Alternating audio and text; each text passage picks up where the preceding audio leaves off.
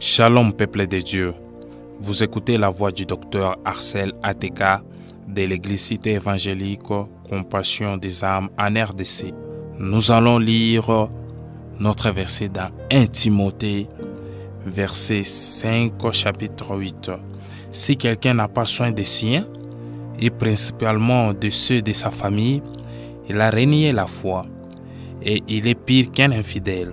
Notre thème d'aujourd'hui est le recadrement sur le message Congo Muchi Abandye.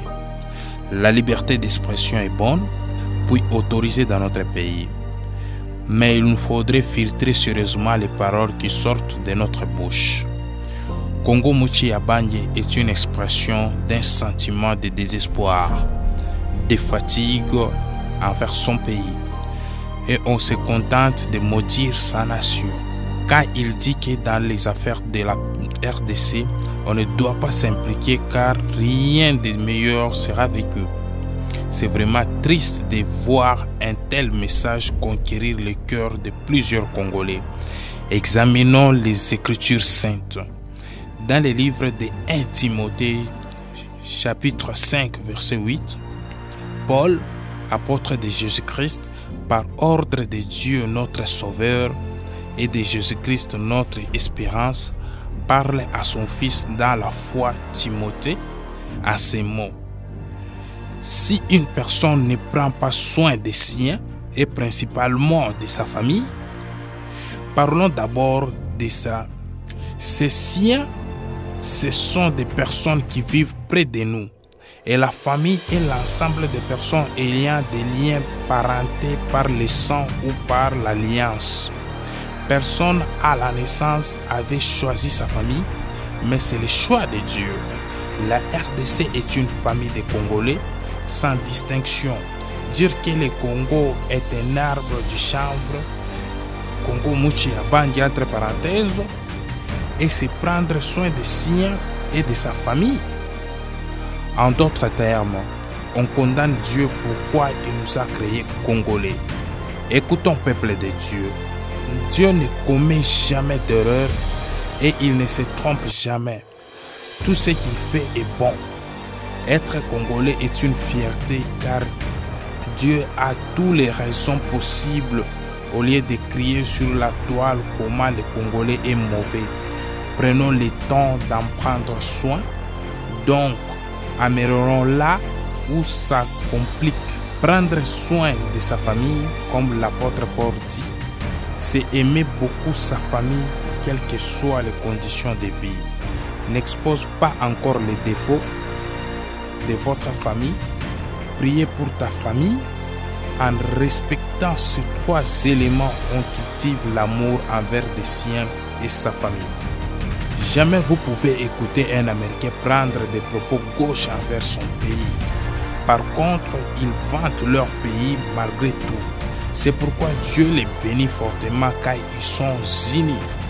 Paul continue avec le message en disant « Ceux qui ne prennent pas soin de leur famille, ils renient la foi et sont pires qu'un infidèle. » Renier la foi, c'est se détacher de la foi, et infidèle est celui qui ne garde pas la foi, qui manque la vérité. Aujourd'hui, par manque de considérer notre pays RDC, par manque d'aimer la famille congolaise, plusieurs personnes se sont détachées de la foi et il manque la vérité. Tes orgueils ne sont pas une poubelle pour écouter n'importe quoi. Si tu écoutes n'importe qui, tu deviendras n'importe qui. Ton devenir dépend de qui tu écoutes. Écoutons seulement Dieu et non les hommes animés d'ignorance qui est le Seigneur Jésus-Christ t'aide à discipliner les oreilles, à savoir qui écouter, à ne plus écouter n'importe qui ou n'importe quoi.